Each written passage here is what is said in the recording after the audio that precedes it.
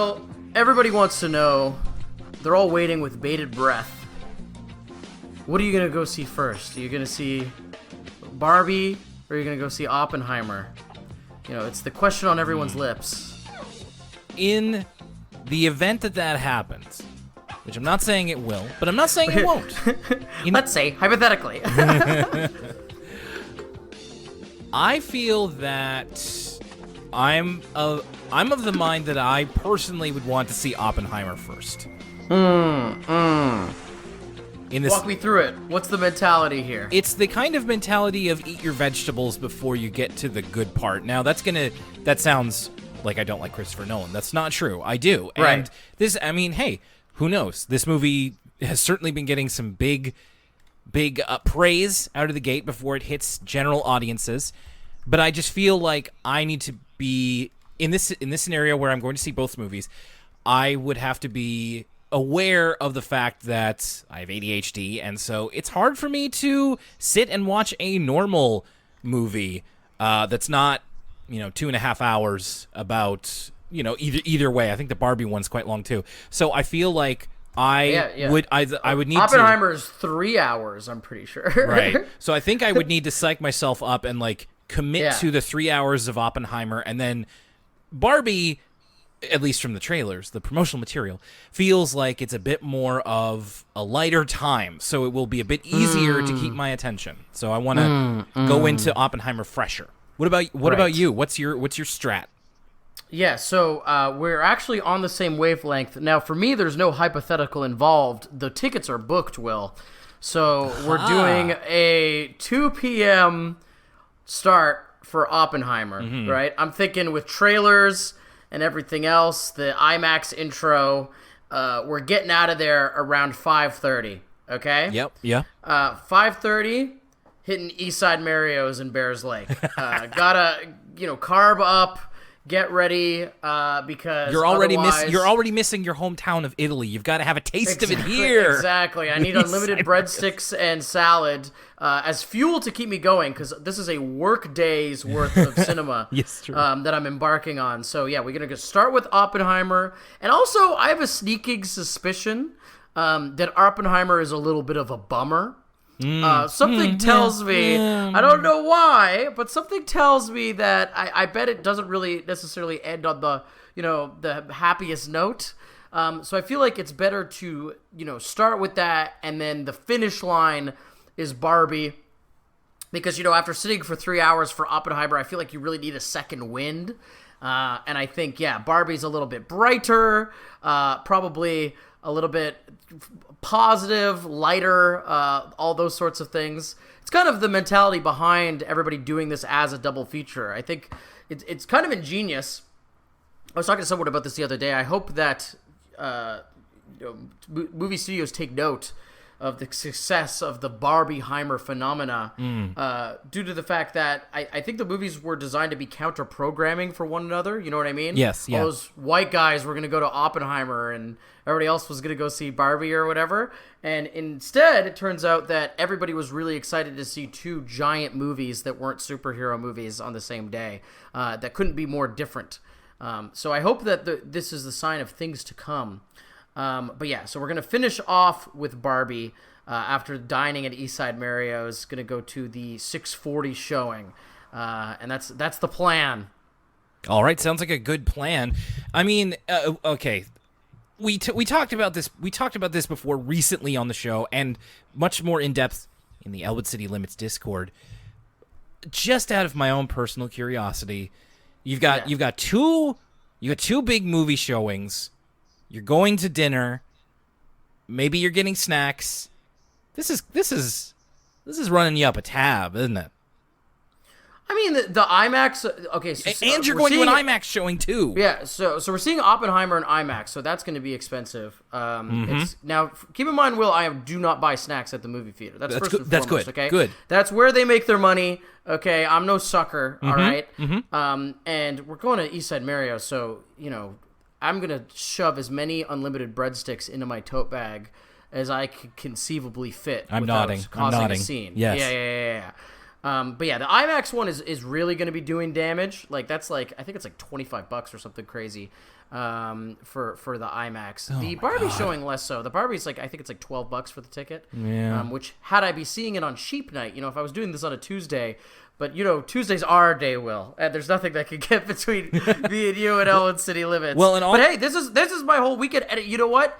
It's an event, Will. I wouldn't be doing this for any old movie off the block. Barbenheimer fever. It's sweeping the nation. I gotta do it week one, or else I'm gonna get behind on all the takes, Will. I need to be able to do takes and be part of the discourse. True that. And I'm sure there's many who are listening right now who are going to be either, well, depending on when you're listening, are going to Barbenheimer or will be coming back from Barbenheimer or maybe just seeing a late Barbenheimer. No matter what way it is you're going to be taking in these two movies, thanks for joining us for Elwood City Limits, the episodic Arthur podcast. Will Young here with Lucas Mancini. And while we're at it, I mean, you talked about having the takes about Barbie and Oppenheimer. Neither you nor I are, accredited or published film critics. We just have our own letterboxd. We like to say some stuff on Twitter. But I do think it is worth saying, as we did a few weeks ago for when the WGA, the Writers Guild of America, went on strike, which, of course, tangentially relates back to Arthur and that many American writers, North American writers, wrote this show that we're talking about. Perhaps just as important is that SAG-AFTRA are currently on strike, the Screen Actors Guild, which means that, again, tangentially back to Arthur, many actors, many great voice actors had to provide the voices of the characters we love. And so we stand in solidarity with the WGA and SAG-AFTRA. We wish them all the best, and we wished for a resolution to this strike that means them getting what they deserve. That means actors, writers, and everybody who's on strike getting the money and residuals and deal that they deserve. So all the best. Stay strong, everybody in the WGA and SAG-AFTRA. Yeah, you hear that, Bob Iger? This is an anti-Bob Iger podcast. I'm saying it here first. Will's too nice. He's not going to draw the line like I will. But we're coming for you, Bob Iger. No, I'm just joking. I will let you draw the line. I mean, I'm joking about the threat. That's allegedly. I'm not making any threats. But of course. I mean, in spirit, I'm preying on Bob Iger's downfall. As am I. But yeah, we wish solidarity and all the best to everybody who's participating in these strikes or knows somebody who's participating in these strikes.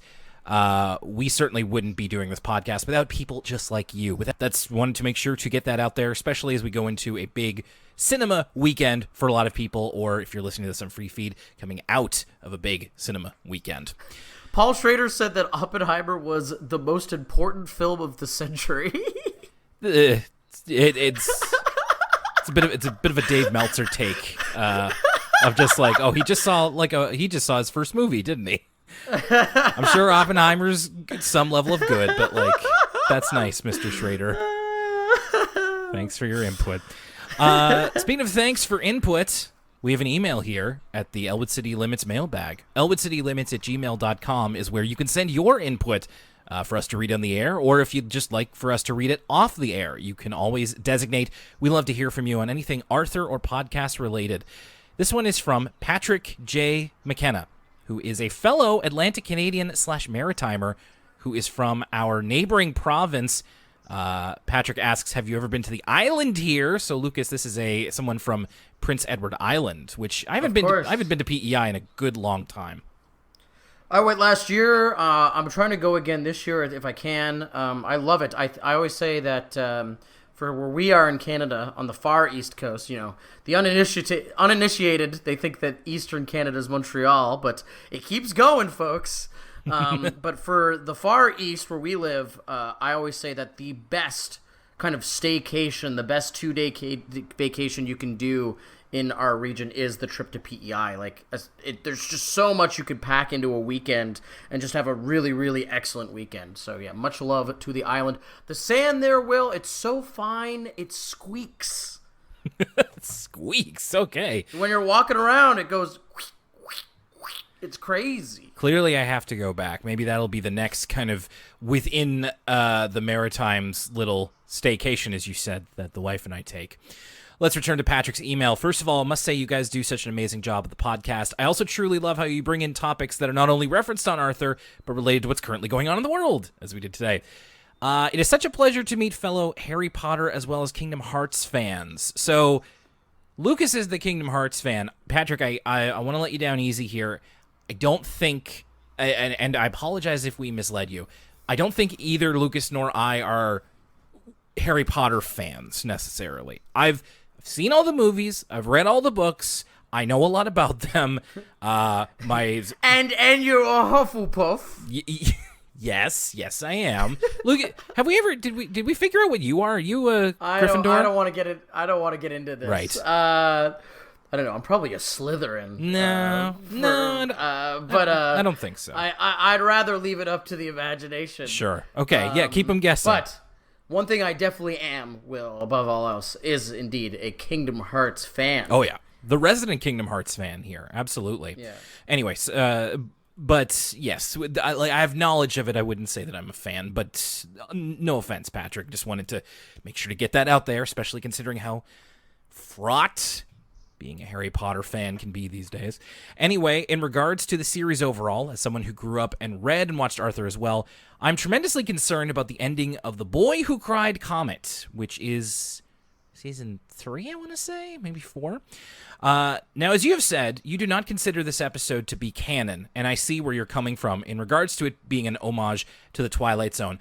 The Boy Who Cried Comet, by the way, that is the episode where Buster gets a telescope and sees a comet that he thinks is going to destroy the Earth.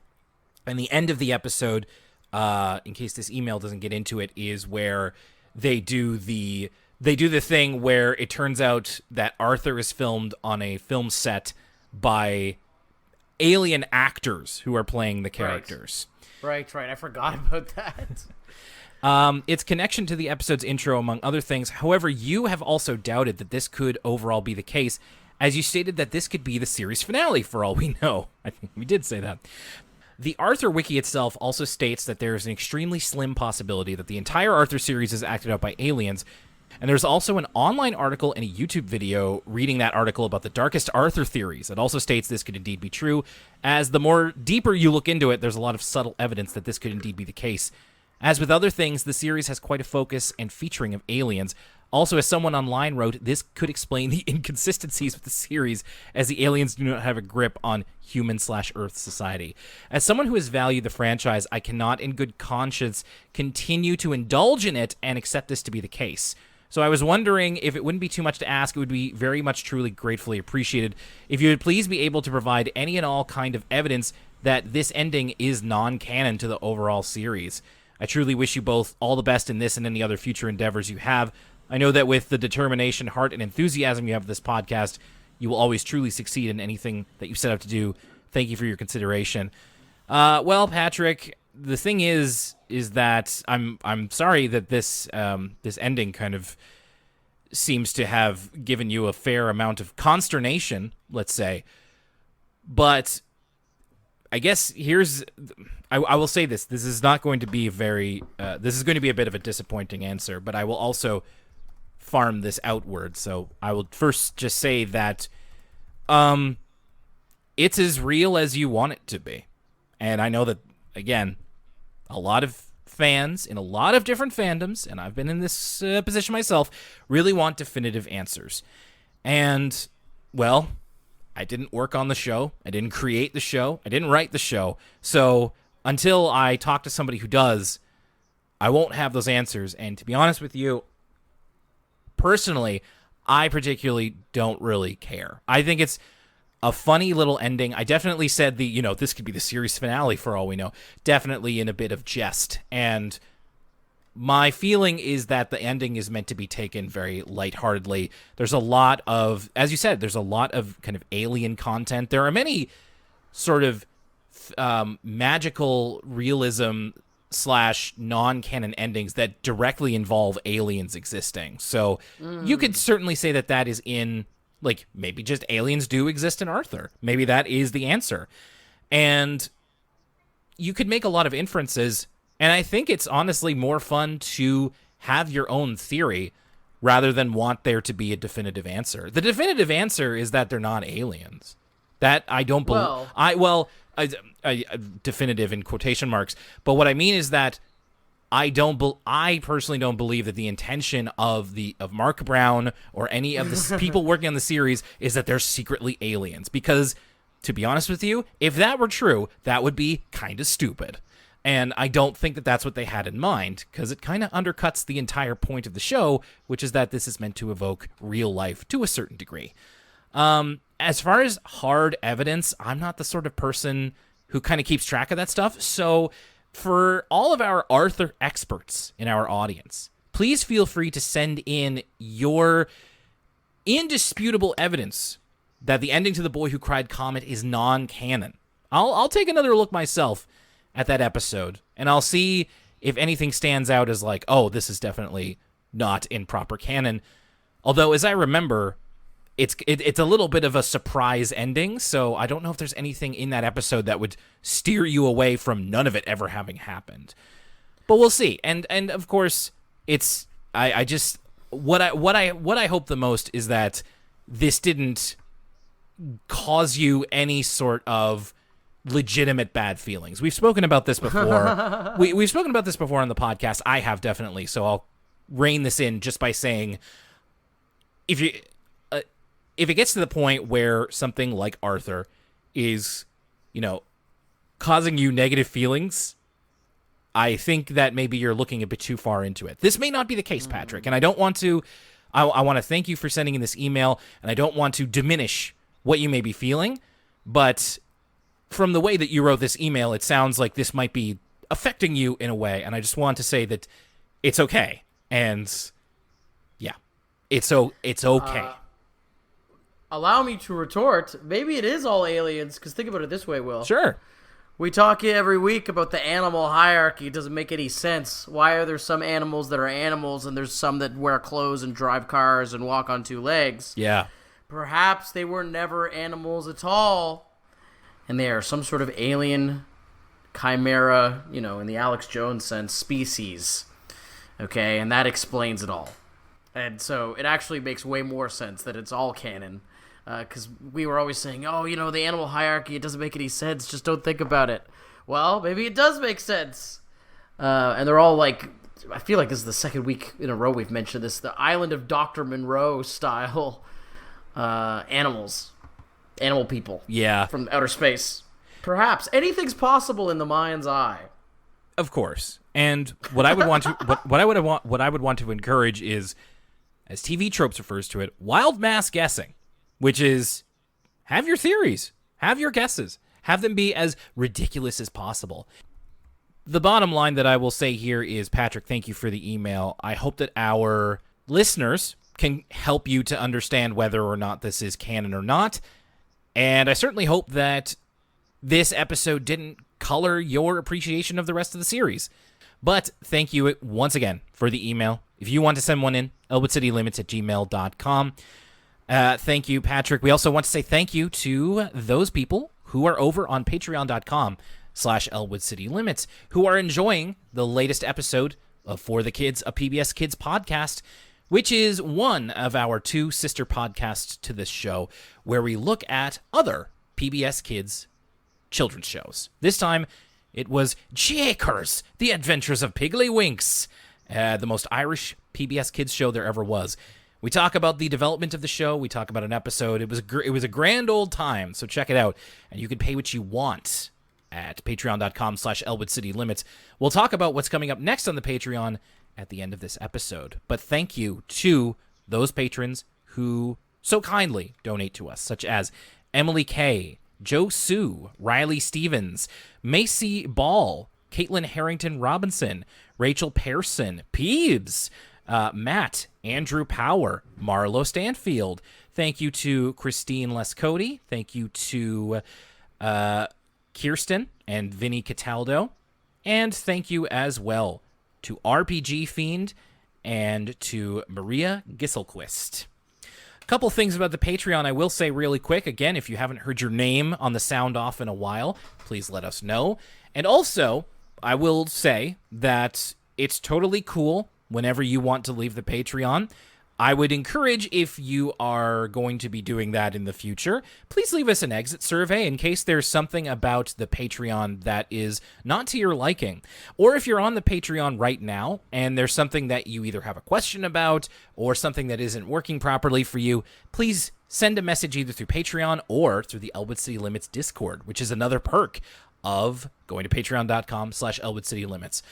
I just want to make sure everybody's having a great time with the hundreds of hours of podcasts we have on there and with all the other perks. So please let us know if something isn't to your liking, and we'll do everything we can to make it right. We are closer to the end of Season 17 than I realized, Lucas, and this is the 9th episode of the season. Last week, it was Double George. This time, we're doubling up on Muffy. And we're starting with Caught in the Crosswires. Muffy's had a little bit of a turnaround in recent years. I think if you were to present us with a double Muffy episode, even like 5 seasons ago, we might have been like, ugh, like really dreaded it. Oh, sorry, I had to sneeze there. I'm still allergic to Muffy to an extent. No, I'm lying. You're right that Muffy, longtime listeners will know there's certain characters we've had a little bit of a hate on. Brain, first and foremost, still hasn't quite gotten his redemption arc, but Muffy very much had, where Muffy was basically an antagonist for the first 3 seasons, and over the course of the show, she's been one of the characters, along with Binky, being the prototypical character that's an example of this, has actually been given the capacity to grow and change as the show's gone on. Something very rare for a show like Arthur, because most of the characters, it's so episodic that most of the characters are kind of unchanging and set in stone and forever 8 years old and are kind of always their archetypes. But there's been a little bit of growth with old Muffy. So yeah, it's a lot different than when we first started watching what it would be like to be faced with a double dose of the Muffster. Well, and let's see how we feel about her coming out of this one. The first story here, Caught in the Crosswires. Arthur gives us a little bit of an introduction in the cold open, but he's not really in this one. And he says, just because someone says something is real doesn't mean that it is. And in this case, he's talking about a reality television show. A producer and his cameraman come up to the Crosswires mansion and offer them to be in a reality television show. And when I say the producer and his cameraman, I'm talking about the man they call Jimmy Johnny Johnson, a.k.a. J-Cube. And Phil, the cameraman. So one would think, and we're really... Jimmy Johnny Johnson, J-Cube himself, is really the star of this episode. Yes. And I don't mean like it's an episode about him, but he is a character the likes of which we've never really seen before in Arthur. But definitely is a character that's ever present in other types of media. He's kind of like this sleazy reality show producer, the kind of guy that will say anything to get what he wants and is totally bad faith, ingenuine, sleazy showbiz guy. Barely looks like an Arthur character, by the way, because he's got blonde hair and a ball cap, so he doesn't have animal ears sticking out. So really the only thing that makes it look like he's in Arthur is his kind of animal nose. Right. He's got like a little cat nose. Mm-hmm. So he's such a big personality, this fast-talking producer type, that you would think he would be throwaway character of the week, Will. Yes, I would naturally assume so. But he is not throwaway character of the week. Throwaway character of the week is Phil the cameraman. What? Because this bit in the cold open is one of the highlights of the episode. We have this long introduction for J Cubed, and then he just goes, and here's Phil the cameraman, and he's like, hey.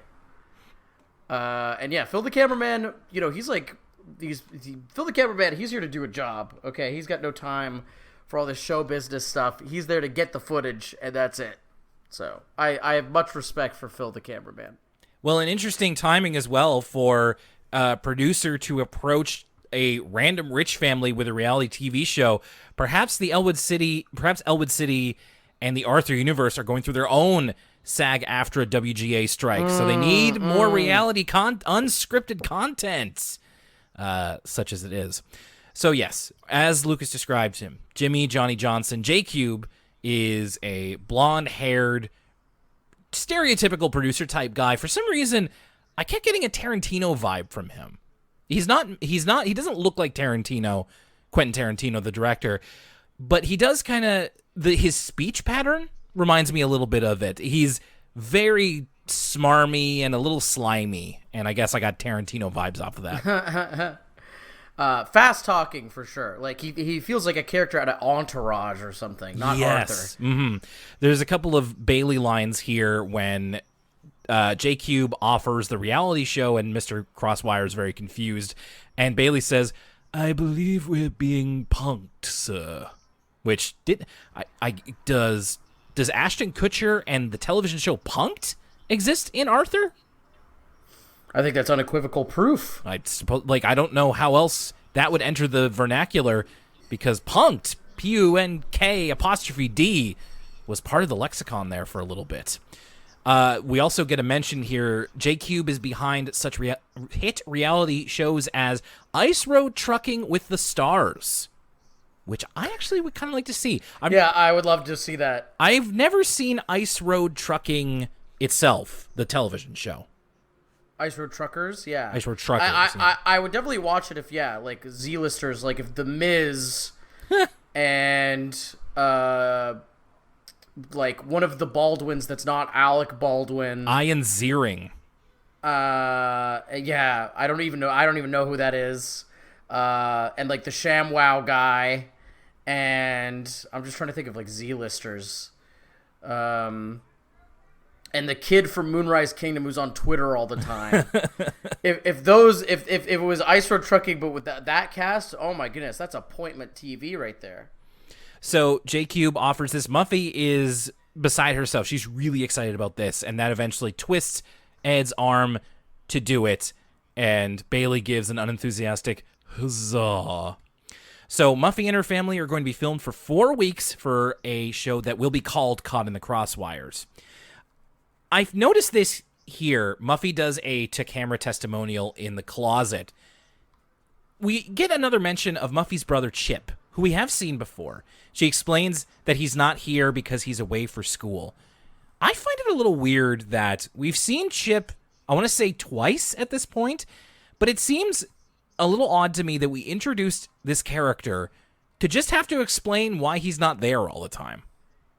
Like, it seems that we're constantly... It's like Chip is a real-life actor of like, oh yeah, we couldn't get him, so he's away at school, or he's on a skiing trip or something. It just feels like he's not there a lot, and, well, we didn't know he was there for the first 12 years of the show, so I don't know why we felt the need to introduce him at this late stage in the game.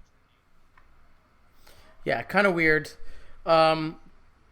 I also want to mention that this confessional booth, or a closet, yes, is referred to as the private moment area. Okay. And Muffy has to visit it 3 times a day. So it becomes quickly apparent that this episode is kind of a satire on, vapid reality television, or being about kind of how reality television is fake, right? Yes, far more scripted and less natural than it would have you believe. But kind of weird, because I was looking this up and I was like, when did season 17 air? And it's 2013. Not necessarily the most like ripped from the headline subject matter. Reality TV is fake and a little bit vapid. I feel like, reality TV, Survivor was like 2000. And I don't, the Kardashians was not long afterwards, and The Hills. It's interesting that it took Arthur this long to kind of tackle this topic. I think it's also talked about reality TV in other forms in other episodes. True. And yeah, it's interesting that now it's very much zooming in on like reality TV is not real, and it almost feels a little rote for like a television show to be like, hey, reality TV isn't real. I'm like, yeah, I know. Now, this is for a younger audience who maybe haven't engaged with reality television as much. But, yeah, you're right. It feels like a bit of an odd time to do it. Francine offers to take Muffy to see Galaxy Kittens in 3D, but Muffy is practically run off her feet from all the stuff she has to do. Like you said, 3 to-camera interviews a day. They have to film dinner at 3 o'clock so they can get the right light.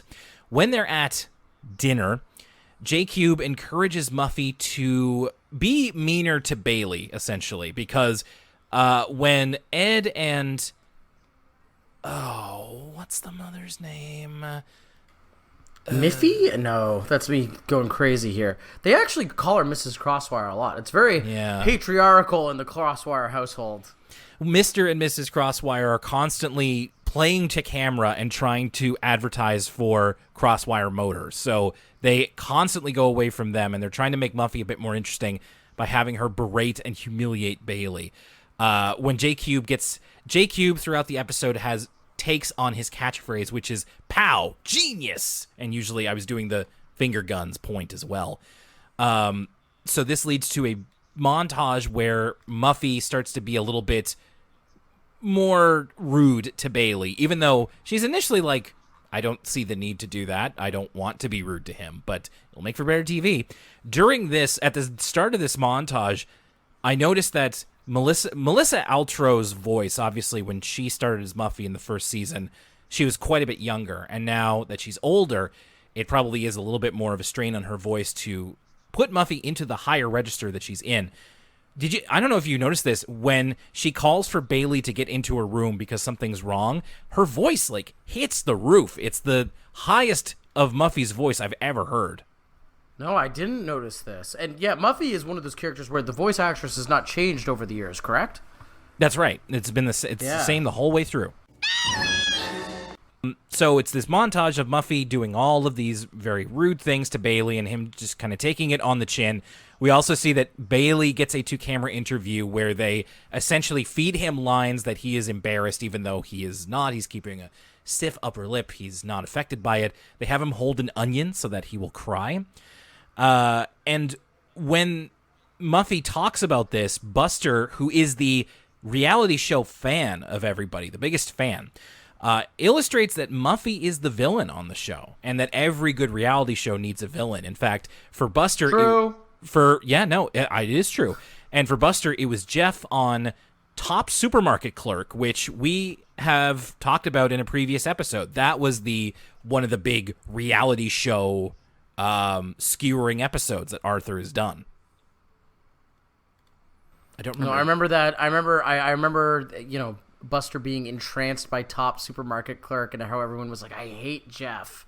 What's interesting about this whole thing is that, this whole sequence is predictable but entertaining, right? They're obviously trying to manufacture a false narrative by getting Muffy to act extra mean. They try to lead Bailey on. Like, they literally use the power of editing. When Bailey refuses to criticize Muffy in the one-on-one interviews, they, trick Bailey by making him read hey, Bailey, how's your eyesight? They make him read something so they can edit it together in post to make it seem like he's talking badly about Muffy.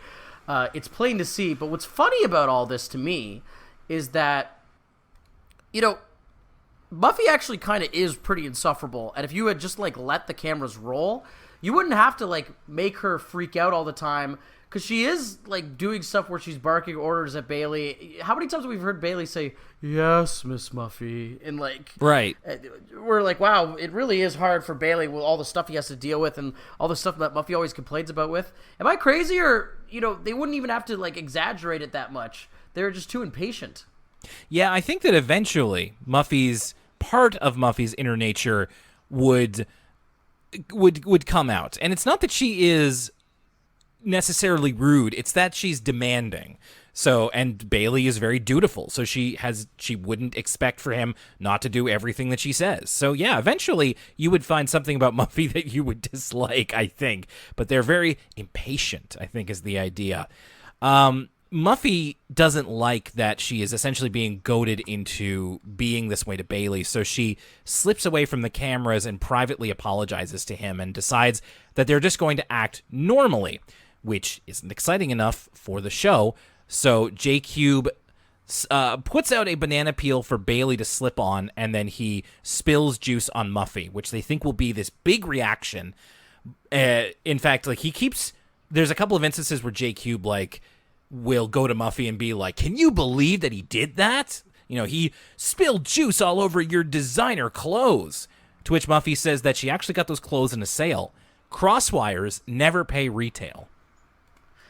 This seems totally out of character. Yeah, a little bit. I was having a hard time kind of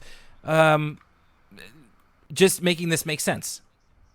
Yeah, it's dissonant. Muffy isn't frugal. That's her whole thing.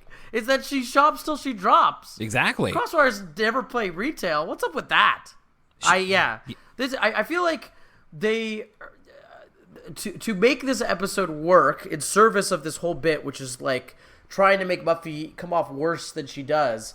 They actually change Muffy's inherent character, and it's funny because if Muffy was as she is in other episodes, they wouldn't have to change anything or manufacture anything. She is someone who buys exorbitantly expensive things, and she does kind of bark Bailey around about kind of really menial tasks, and she is kind of disconnected because she's so rich. She doesn't really understand how the real world works. These are things that we know about Muffy and that have been consistent. So in order to get this kind of story about how reality shows are manufactured and not necessarily representative of the real world, they're kind of forcing a square peg into a round hole here.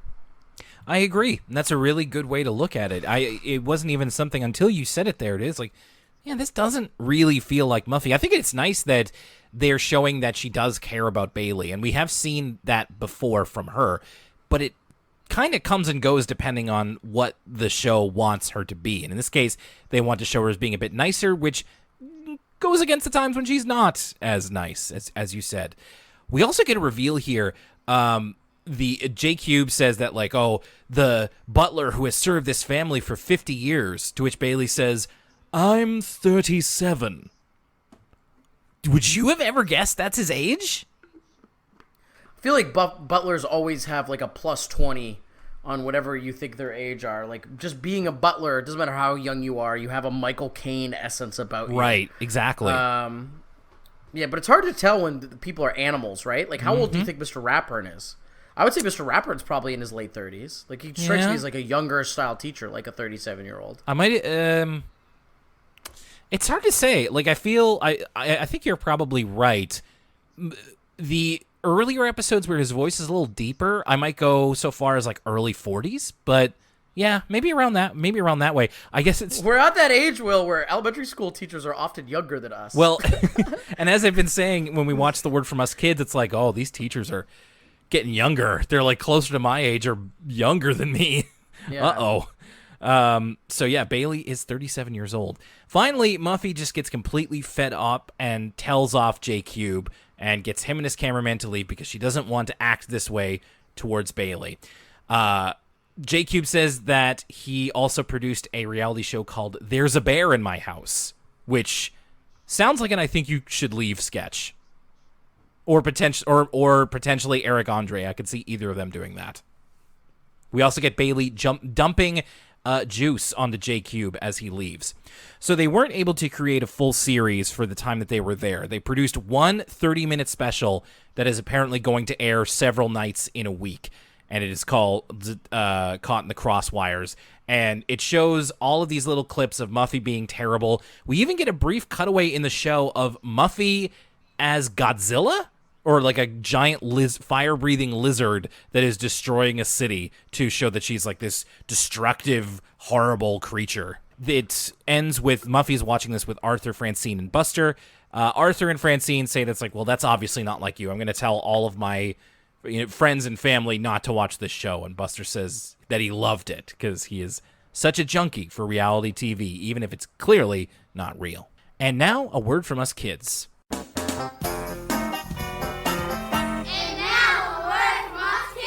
Not much to say about this one as we go from from Bailey and Muffy having to having not real conflict, the types of conflicts that second graders face, which basically amounts to I accidentally got pushed over, or I want to play with the soccer ball, and then how to mediate those conflicts.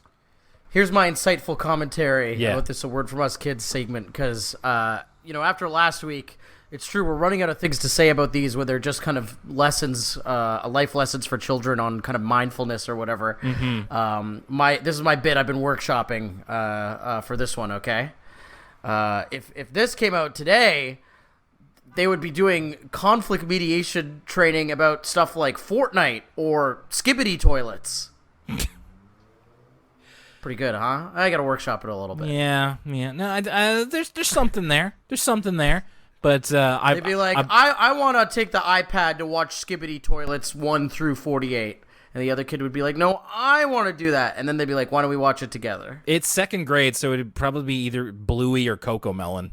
Moving on. Modern references. Supporting this podcast is how it keeps going, and it's very easy to do. So here's how you can do that. If you're listening to this show and want to get the full back catalog of Elwood City Limits and all of its sister shows and offshoots, you can listen on Apple Podcasts, Spotify, Google, and even more services. You can also go to our YouTube page, youtube.com/Elwood City Limits, for the full back catalog. If we aren't on a service you use, please let us know. You can interact with us on social media. We're on Twitter @ECL Podcast, Instagram @Elwood City Limits, and twitch.tv/Elwood City Limits Pod for our occasional streams. We're also on Facebook and Tumblr. Feel free to reach out to us on social media, or you can email us, and your email might be read on the show, elwoodcitylimits@gmail.com. Finally, for exclusive content including entire side series like For the Kids, a PBS Kids podcast, and ECL Origins, subscribe to us for as little as $1 a month at patreon.com/Elwood City Limits. That's all for now. Thanks a lot for listening,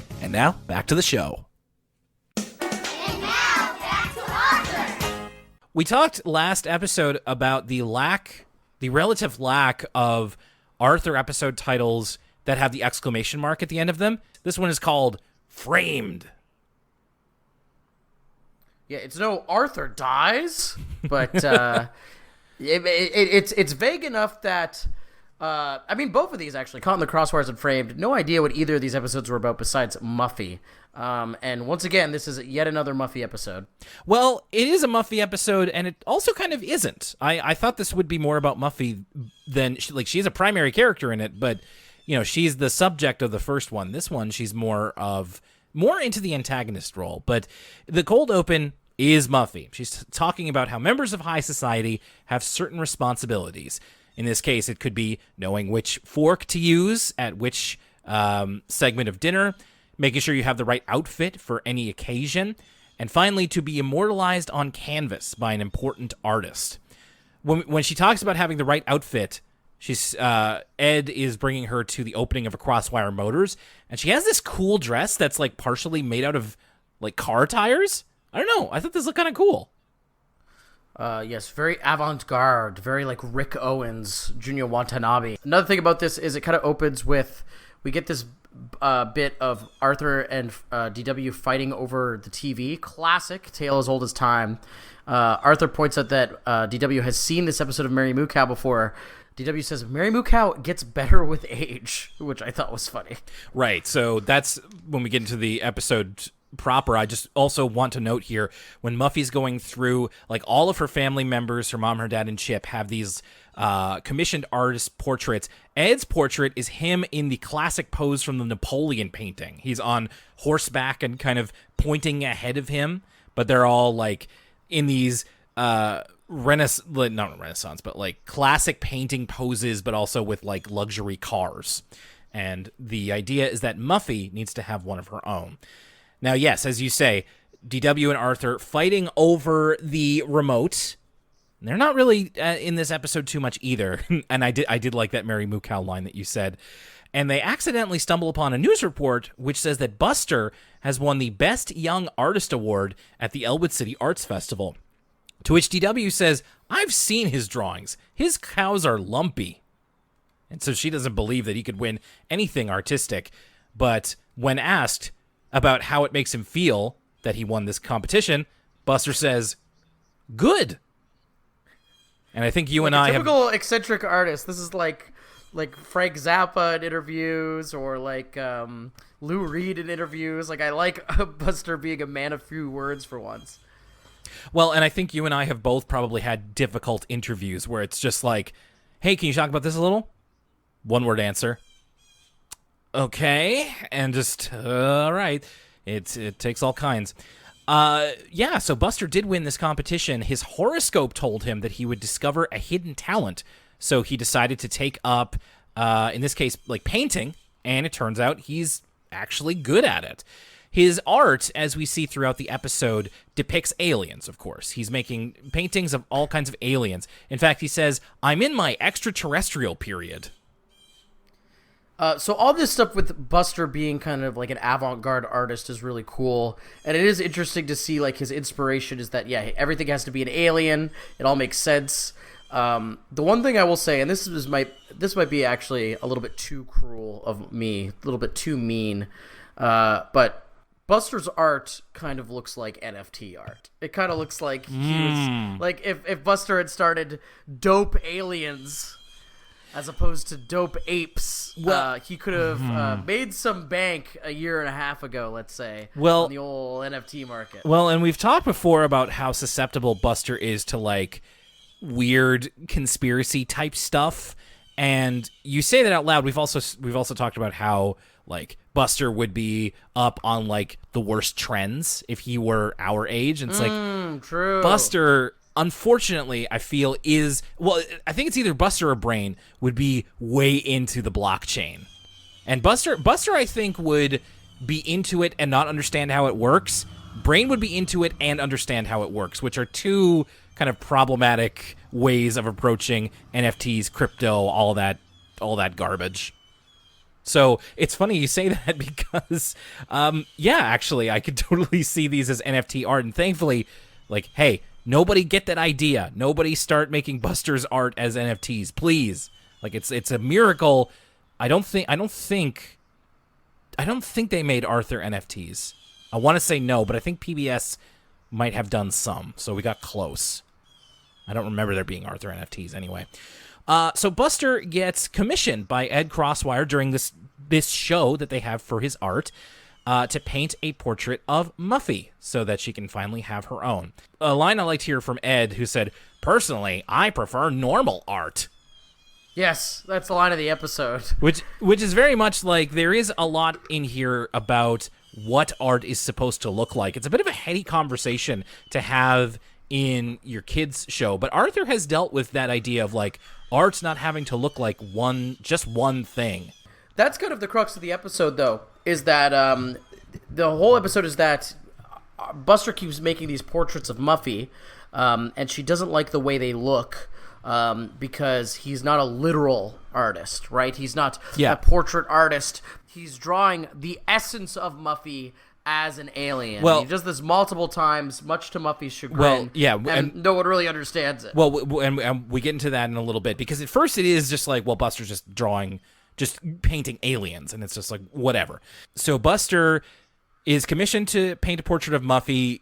He's doing one where she's like standing on one leg with a blue dress and like a crown and a scepter, and the joke is that she has trouble keeping that position. She's like, how long do I need to stay here? And Buster says 8 hours. So they just take a picture of her. Buster paints Muffy as what he calls a Norf troll, which I did take a picture of this. Let me see if I can describe this. It's a lot of these obviously are just Buster being like, oh, you're this, and it's just something he invented. So a Norf troll is essentially the same pose that Muffy was doing, but she has like a snout, and she's like this very drippy purple blob creature. And I believe when asked if the snout is its mouth or its ear, Buster says yes, as in it's both. And Muffy does not like this at all. She says, I look like a tuna melt. So Buster, and I will say also, Buster got commissioned for snacks. This is true patronage, where Buster is creating art for food, just like our ancestors used to do it. But Buster gets recommissioned. He has a lot of trouble creating something that is more traditional. He keeps coming up with a lot of these alien-type designs as he tries to make a Muffy portrait. There's a montage where Muffy is essentially saying no to each one. There's a great visual gag where Buster shows her a drawing on paper, and we don't see the drawing. Muffy just wordlessly takes scissors and cuts it in half and goes back to the bed. Of just being like, no, try again. It's when Buster is talking with Francine and Arthur about this that he creates alien portraits for the both of them. He draws them out on like a notepad paper, and he explains how these portraits do actually have meaning for him. Each alien design, as you said, Lucas, says something about the subject as a person. So whether like the color says something, the design says something, like the one he creates about Arthur is like an alien that is transparent, has a big heart, wears glasses, and has 2 left feet. Because those are like physical characteristics, they're also emotional characteristics. So they mean a lot to Buster. They're just not completely obvious if you're looking at them right away. Which is a cool way to, I think, explain how artistic intent can work. Yeah, it's the crux of the episode, is that art is not literal, it has meaning, and to go a step further, it is about both the author's intent, but also what you as the viewer bring to it, right? So that's really important. You know, at the very end of the episode, we get a part where Mr. Ratburn interprets Buster's painting, and he like lists all these things about it, and art is just about as much as what the viewer brings to the table and meets the author halfway. So pretty nuanced concepts for this Arthur episode, and not necessarily something we haven't tread before on Arthur, but not necessarily in this way. And so I thought it was a really interesting moral for an episode.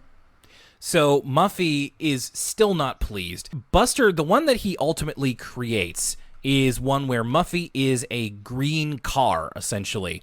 And the car is green because it's the color of money, but it also means like the car means that she's like going places. It's a neat little painting, but Muffy doesn't like it. She asks for complete ground up revisions to be done by Monday, which feels true to experiences I've heard from artists who do commissions of like just somebody commissions a piece of art, they get in, they're just like, change everything and I won't pay you more.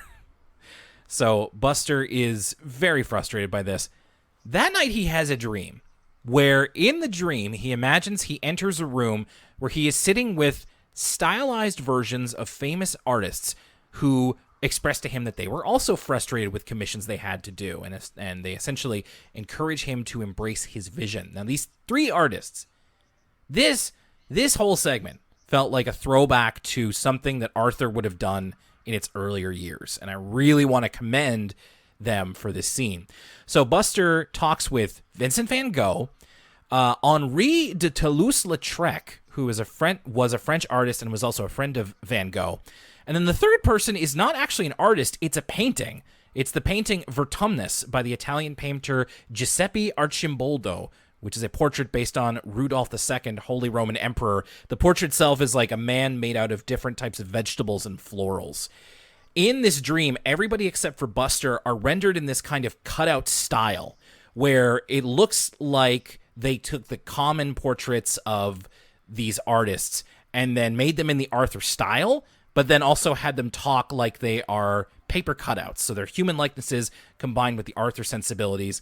And in this room that they're in are a bunch of these artist paintings and a lot of other famous paintings. So I looked up the full list on the Arthur Wiki. Paintings in the scene, there's like Girl with a Pearl Earring, Mona Lisa, The Birth of Venus, The Last Supper, and there's other works by artists like Raphael, Van Gogh, Da Vinci, Michelangelo, but they're all made with like Arthur ears, kind of like when there's a celebrity and they just give them like the quote-unquote typical Arthur presentation. Like, I thought this was so cool, like such a cool sequence. Yeah, I think that ever since we've switched to the Flash era, one of the fun things about Arthur Dream sequences was that the art style would radically change in some cases, and things haven't necessarily been that way since we've switched to Flash, just because it's harder to do in Flash, because Flash is based off kind of almost digital puppeteering where you have a set model and you move it around, so you have to make whole new models to do some of those more big shifts in art style sequences. But this is totally different. This looks unlike anything we've seen in Arthur thus far. It's probably the most unique looking dream sequence since we'd switched to Flash. I thought it was reminiscent of Terry Gilliam's cartoons both in and out of the Monty Python movies. If you've ever seen those as a reference point, like it looks similar, it animates similar to how those work. So it could even be mistaken for not being Flash. That's kind of how unique this looks. And yeah, it really worked for me as well.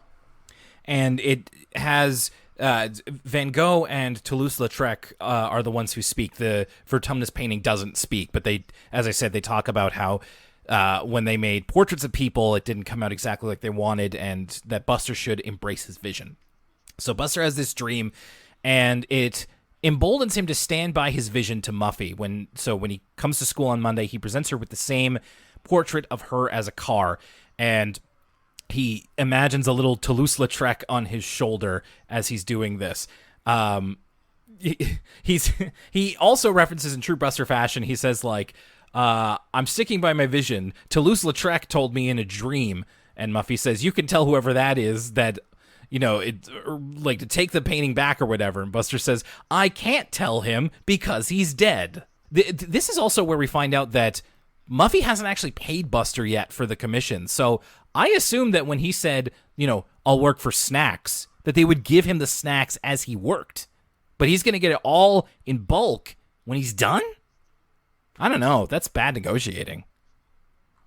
I know, like, can I have half the snacks up front and then the rest at the end? But totally. He needs that fuel to continue to paint. This is where Muffy also says that, she has planned a whole unveiling event that is going to have cake and ice cream, which Buster is much more interested in.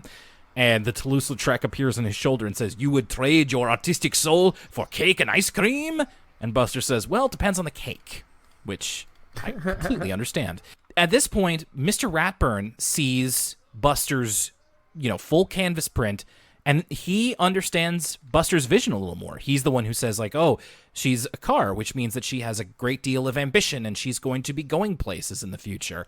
And this interpretation helps change Muffy's mind so that she actually accepts the commission that Buster has made and unveils it at the unveiling, to which, when Arthur asks Buster how it feels, he says, good.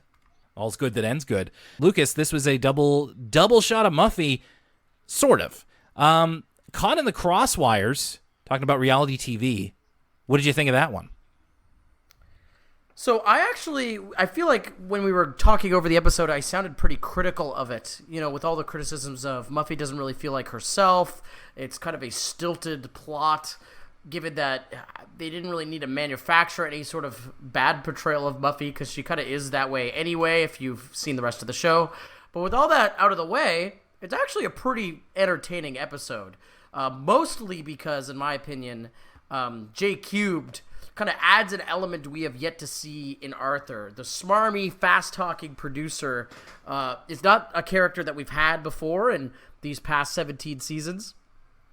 And I hope he returns. I hope he's not a throwaway character of the week, because he definitely added a different element and was a good antagonist to keep the episode going. It's also pretty funny as well. There's lots of good lines, especially when they're trying to compel Muffy and Bailey to say things they wouldn't normally say. When they're like, what do they call? They're like, how does it feel to be abused by a spoiled 8-year-old tyrant? In particular, is a funny line. Yes. What did you think, Will? I'm a bit cooler on it than you are, especially your discussion about how it's not really true to Muffy's character, or like they kind of have to mortgage parts of it to make it work, or bend her character in situations that it kind of doesn't make sense to. I'm a little bit like mild on it. Like it's fun enough. I don't think there's really anything all that wrong with it. I especially have to give them kudos for making a character like J-Cube, who is truly, truly obnoxious and very much somebody that basically has no redeeming qualities. So good on them for being able to do that. But yeah, I just kind of didn't really move me very much. And it did feel weird, especially talking back about it, of like Muffy having to be in these sorts of positions where she's, and as you said a couple of times, if they just kept the cameras rolling a little bit longer, they would have gotten what they wanted from her. So, yeah, I don't know. I don't feel as strongly about it, especially when it's right next to one I do feel strongly about, which is Framed. I really liked Framed. I think that it's a really great concept. It's sneakily a Buster episode. First of all, I always like when we give characters new and different depths, such as when we made George very good at baseball commentary. Now it's like Buster has a thing where he's a very good artist to some degree. And not just a very good artist, but he's able to express intention through painting that he's maybe not able to through other means. And I think that that's really true of a lot of people with kind of Buster's mental makeup, as we've talked about for these many years. And I thought that there were some really, I liked all of the alien art that they had to make for this, and it all feels different, and has attention to Buster's intention. And of course, the best part of the episode is that dream sequence, which I think, as I said before, reminds me of older Arthur in the best way. It's this off-the-wall idea, because you wouldn't necessarily you might pick Van Gogh, but not like Toulouse-Lautrec. Who's ever heard of him? Well, I have, now that I've watched this, and I felt like I learned something. And I thought that this is a cool message to send to kids, whereas Caught in the Crosswires is like, well, yeah, reality TV bad is how I feel you can sum that up a little bit. But this one is more like there is more to art than just what you see. There is also having to deal with what the artist wanted you to see. And as I said, it's a big concept for kids, but it is great to try and tackle that at an early age. So I thought that this was and there was also good lines. I thought that they seem to have the most fun with Buster's expressions. He seems to be the most expressive character in the new art style. A lot, and I will say, a lot of the screen captures that I do are of Buster's reactions. So they seem to have a lot of fun giving him the best facial expressions. I just thought this was really good. One of the best of this season. Yeah, I totally agree. I really enjoyed Framed. I would almost go as far as to say I loved Framed. I think great use of both Buster and Muffy. Felt very true to both characters, kind of unlike Caught in the Crosswires. And yeah, just a ton of creativity throughout this episode. Buster's paintings, the comedic reactions of people not understanding them, and that just excellent dream sequence at the end to top off the episode. One of the most memorable sequences we've seen in all of season 17. Definitely propels this episode to the next level. And I agree that it's those classic nuanced Arthur morals that other kid shows just aren't smart enough to tackle, such as art is subjective and non-literal, and it's about interpretation and vibes rather than what's just on the paper. So I agree, great stuff, and really just entertaining episode as well. All that highfalutin, is the plot good, is the moral good? It doesn't work if the episode's not funny and entertaining, and it's pretty funny and entertaining as well. Absolutely agree. Great. And it's getting to be the time where we are going to have to determine how we feel about this season and the best episodes from it. And I think that Framed, for both of us, is probably going to be on our top 5. But we're not quite there yet. We almost are, though. Season 17 will come to a close with the next episode of Elwood City Limits that's coming your way. And then we'll get to talking about the season as a whole before we move into season 18 as we rumble along. And also, if you're on Patreon, not only are you getting this episode a week early, but the next Patreon episode is going to be part of our second sister podcast, which is called ECL Origins. We're going to be fudging the schedule a little bit. Normally we do For the Kids, then ECL Origins, then go back to For the Kids, and so on every month. This time, we're going to be doing back-to-back ECL Origins because we're going to be doing a two-parter about 2 shows that meant a lot to us as Canadian kids growing up in the 90s and 2000s. We're going to be talking about 2 shows from the production house Mainframe. We're going to be talking about Reboot, and then we're going to be talking about Beast Wars in 2 separate episodes of ECL Origins for the Mainframe two-parter. Very much looking forward to that.